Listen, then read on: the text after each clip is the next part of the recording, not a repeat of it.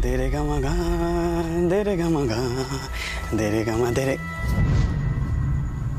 মা, তুমি তুমি এখনো ঘুমাওনি কেন? জেগে বসে আছো? জেগে বসে থাকতেই তো হচ্ছে বাচ্চা। তুমি তো তোমার বউকে চোখে চোখে রাখছো না, তাই আমাকেই তাকে চোখে চোখে রাখতে হচ্ছে। কেন? সে আবার কি করলো? সে তো ঘরে আছে, সেখানে গিয়ে শুধু। বলোই না কি হয়েছে। আজ তাকে এমন শিক্ষা দেবো না আমি।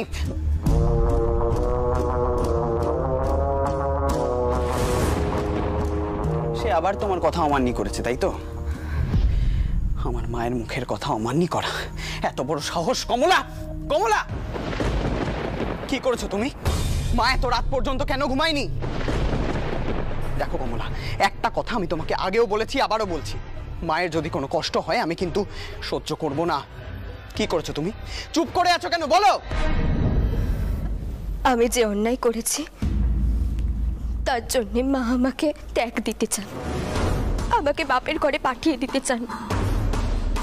আপনি সেই ব্যবস্থাই করুন, তবে বাপের ঘরে নয়, আমাকে পথে ঘাটে ফেলে আসবেন, আমি ভিক্ষে করে খাবো। শুনলি? শুনলি ময়ন? শুনলি তোর বউয়ের কথাখানে? শুনলি? আমার সম্মুখে দাঁড়িয়ে ওই কথাগুলো কইতে পারলো? আচ্ছা বউ, ইচ্ছে হোক বা অনিচ্ছায় হোক, তোমাকে তো বরণ করে আমি আমার বাড়ির বউ করে নিয়ে এসেছিলুম।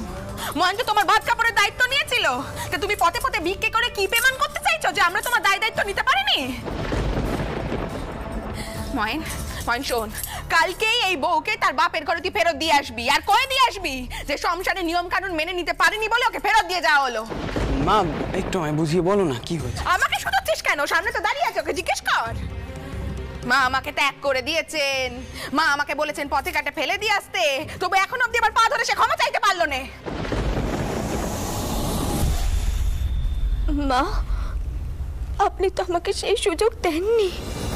ও, এখনো তুমি কথা কয়ে যাবে? এখন আমার মুখে মুখে তুমি চপা করে যাবে? তা তোমার যে এত গুণ ছিল তা তো আমরা আগে জানতুম না বাপু। কমলা, তুমি কি এমন করেছো? মা কেন তোমার উপর এত রেগে রয়েছেন? ভোপাল টাউরবো আমাকে আর পেশন্যকে নিয়ে পালা গান শুনতে গেছিল।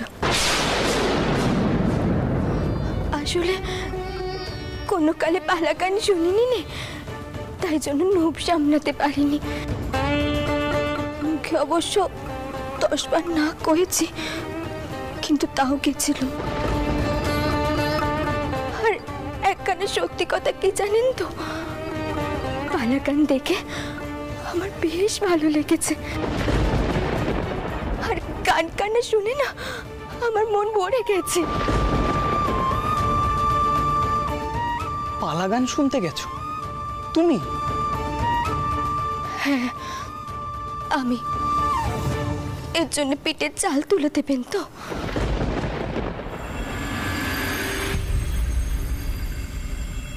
এই নিন লাঠি, ধরুন ধরুন, যত খুশি আমায় মারুন, চুলের মুঠি ধরে এই ঘর থেকে বার করে দিন, তবু আমি কিচ্ছুটি কইব না। আর সত্যি কথা কি জানেন তো, এই বাড়ি থেকে বেরিয়ে আমার বেশ ভালো লেগেছে। কমলা, তোমার কি মাথাটা একেবারেই গেছে? কি সব কথাবার্তা বলে যাচ্ছ তুমি? আচ্ছা তুমি বলো, আমি তোমার গায়ে কবে হাত তুলেছি? আর কবেই বা বলেছি যে এই বাড়ি থেকে বেরিয়ে যাও? আর মা যদি তোমার গায়ে হাত তোলেন, মা কি তোমাকে ভালোবাসেন না? তুমি যাও মার কাছে গিয়ে ক্ষমা চাও, এক্ষুনি ক্ষমা চাও মার কাছে গিয়ে। মা, মা ভূপাল তো ছেলে মানুষ মা, সে বুঝতে পারিনি যে তুমি এত রেগে যাবে। মা শোনো না, তুমি ওকে ক্ষমা করে দাও মা, তুমি এত রেগে থেকো না। আর কমলা, কি হলো তোমাকে? আমি বললাম না মার কাছে গিয়ে ক্ষমা চাও, চাও ক্ষমা, যাও। মা, মা আমাকে ক্ষমা করে দিন, এমন দ্বারা ভুল আমার আর কখনো হবে না।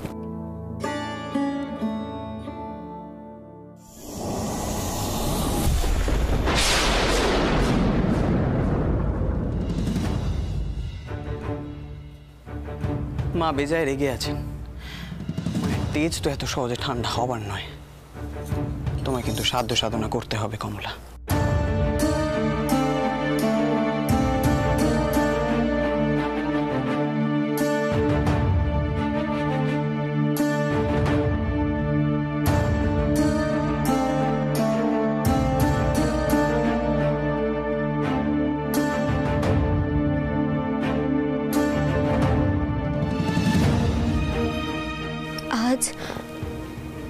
আজ আপনি কিছু কইলেন না যে? তুমি তো বললে যে তুমি ভূপালের সাথে পালা গান শুনতে গেছিলে। আসলে কি জানো তো, গানের কথা শুনলে আমি আর মেজাজ ধরে রাখতে পারি না। আর তাছাড়া মতিবাই আজ এমন একখানা সুর তুলেছিল, আহা, গলা তো নয়, যেন বুলবুলি পাখি সিজ দিচ্ছে। রেগা মা রেগা রেগা মা রেগা মা রেগা গামা পানি ধানি ধানি।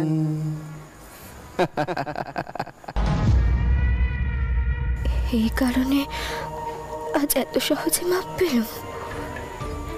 আমি তো ভাবলাম বুঝি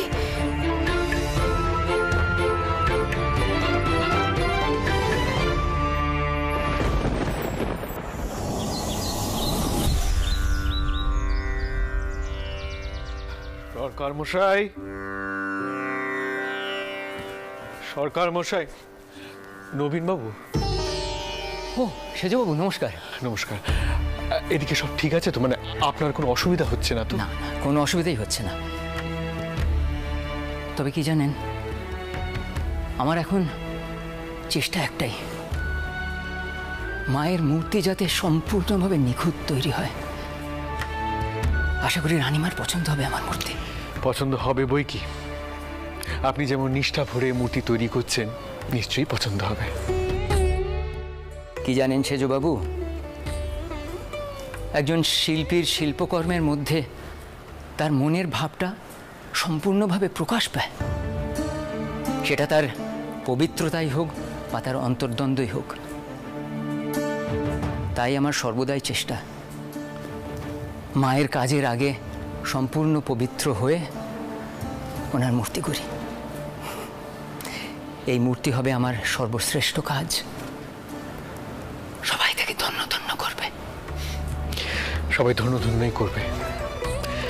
কি জানেন, আমরা এই যে মন্দির তৈরি করছি, আমরা চাই যে দলে দলে ভক্তরা আসুক।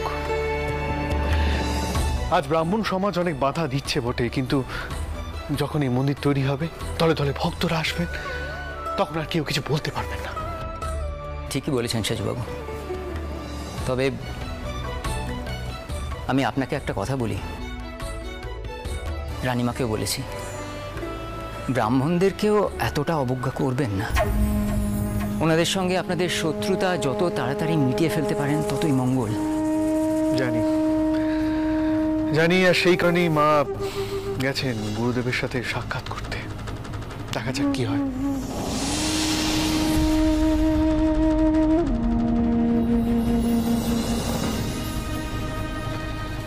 সেজবাবু, আমি তাহলে চলি আজকে। গঙ্গা স্নান করেছি, পবিত্র মনে মায়ের কাছে হাত দিয়ে আসুন। আর আপনার জন্য একটু ফল পাঠিয়েছি, আশা করি তাতে আপনার কোনো আপত্তি নেই।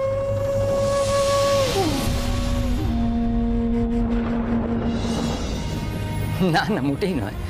ফল তো অত্যন্ত ভালো জিনিস, ফল খেয়েই মায়ের কাছে হাত দেবো। আসুন।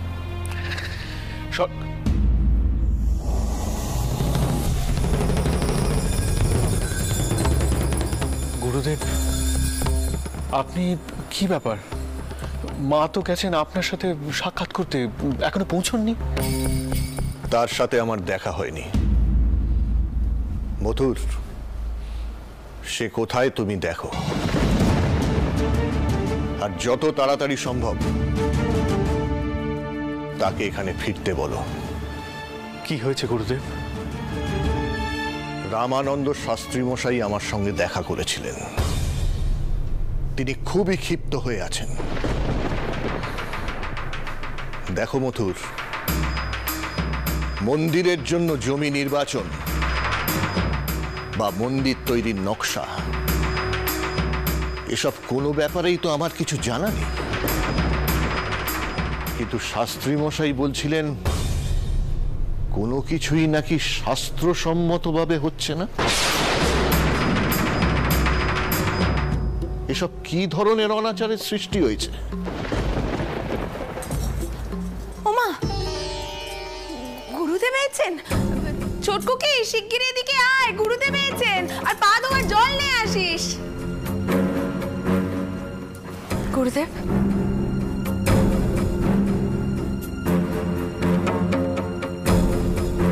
কল্যাণ হোক। ব্রাহ্মণদের এক পেশে বক্তব্য শুনে দয়া করে কোনো সিদ্ধান্ত নেবেন না গুরুদেব। আগে তোমার শাশুড়ি মায়ের সঙ্গে আমি সরাসরি কথা বলতে চাই, তারপর সিদ্ধান্ত নেব। তবে একখান কথা বলি মধুর, সত্যি যদি কোনো অনাচার ঘটে থাকে তাহলে অবিলম্বে সেটা শুধরানো উচিত।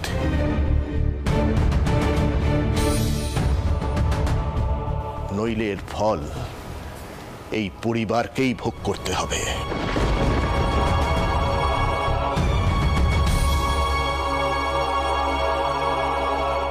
গুরুদেব,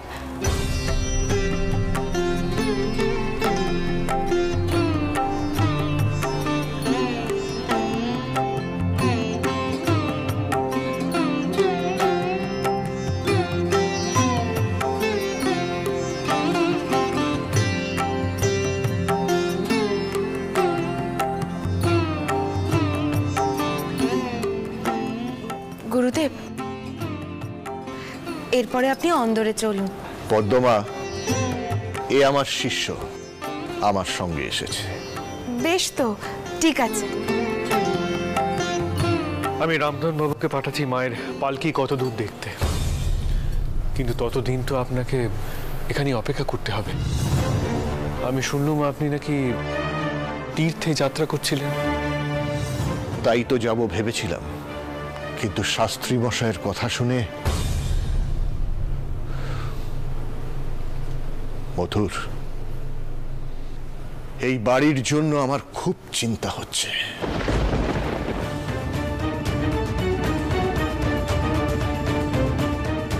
যত শীঘ্র সম্ভব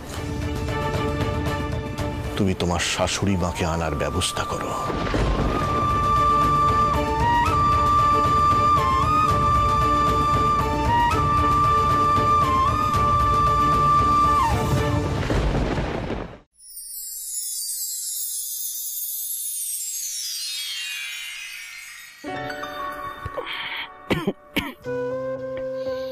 জ্বর নেই?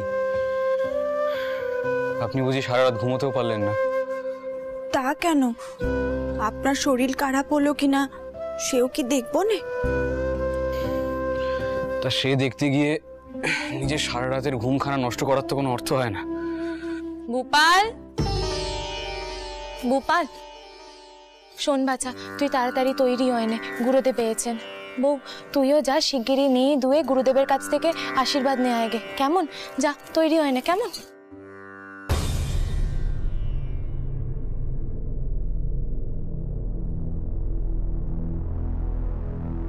গোপাল, তোর মুখখানা এমন শুকনো লাগছে কেন? কিছু হয়েছে বুঝি? কি রে, চুপ করে আছিস যে? কিছু কইছিস না? কি হয়েছে? মা, কাল রাতে তেনার গা গরম হয়েছিল। আমি কত করে কইলুম যে আমি গিয়ে মাকে ডেকে আনছি, কিন্তু তিনি কিছুতেই আমাকে যেতে দিলেন। জানতুম আমি জানতুম এটাই হবে। গোপাল তো এখন নিজের মায়ের উপর রাগ করে আছে। জীবনে প্রথমবার ওর মন রাখা কথা কয় নাকি নে? সবাই না ঠিকই কয়। আমি তোকে আশকারা দিয়ে মাথায় তুলেছি। আস্তে আস্তে বাঁচা। বউ, তুই যা তো তুলসী পাতায় মধু মেরে নিয়ে আয় গে। দেখি, জ্বর তো দেখছি সেরেছে, তাই বোধহয় আর কোনো অসুবিধা হবে না। তাও আমি তো সৌটা ওকে কইছি ডাক্তার ডেকে আনতে। তুই মা, আমার কিছু হয়নি।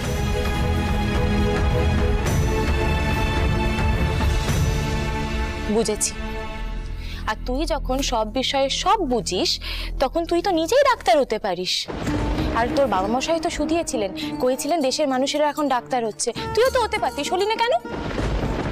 ভূপাল, এত রাগারাগি করার কি আছে ক দেখিনি? তুই কাল একখানা অন্যায় করেছিস, তাই জন্যই তোকে কথা শুনিয়েছি। আর ভূপাল, তুই তো তোর দাদাকে খুব ভালো করেই চিনিস। নেহাত কাল মহেনের মেজাজখানা ভালো ছিল, না হলে ওদিকে কত বড় গোল বাঁধতে পারতো তুই তা জানিস না? আর এই বিষয়ে ভেবে আমাদের কি ভয় হবে না?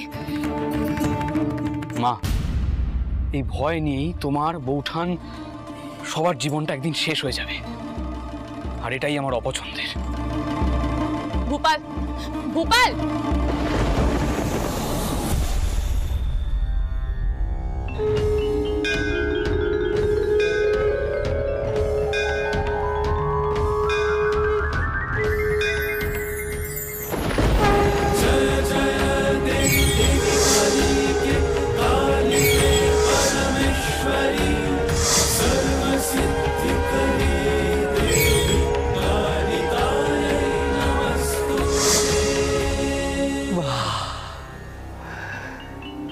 বাঘু,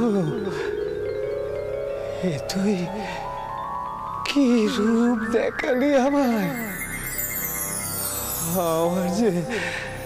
আমার যে ঘোর কাটছে রে, কাটছে।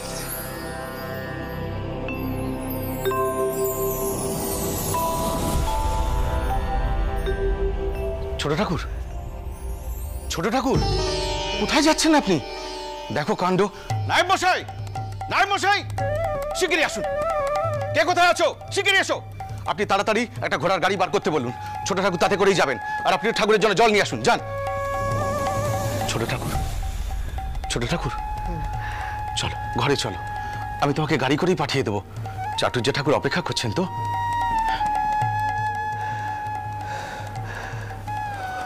মিত্তির মশাই, ও মিত্তির মশাই, আমার কি হলো বলো দেখি?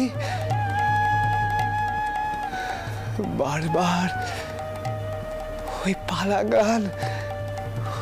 পালাগান চোখে বাসছে।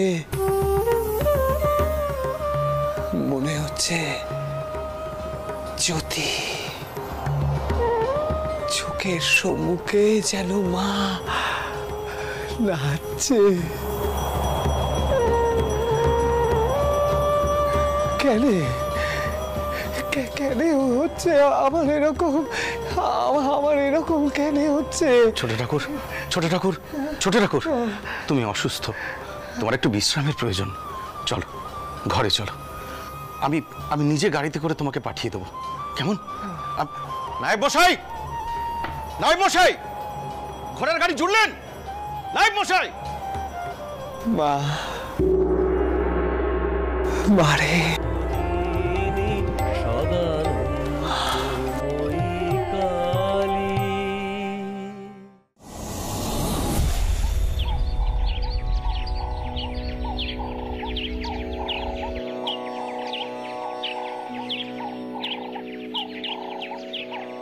পেন নাম রানীমা।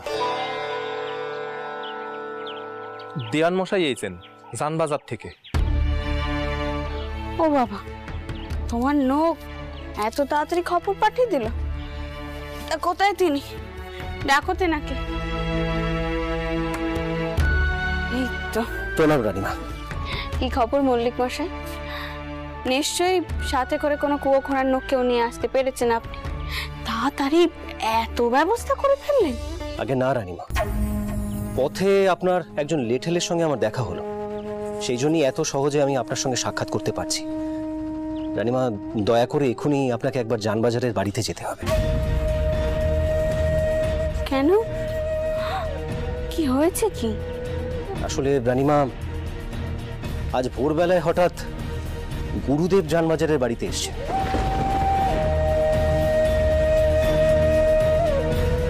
তিনি নির্দেশ দিয়েছেন আপনাকে এখান থেকে নিয়ে যাওয়ার জন্য। আর রামানন্দ শাস্ত্রী মহাশয় গুরুদেবের সঙ্গে সাক্ষাৎ করেছেন।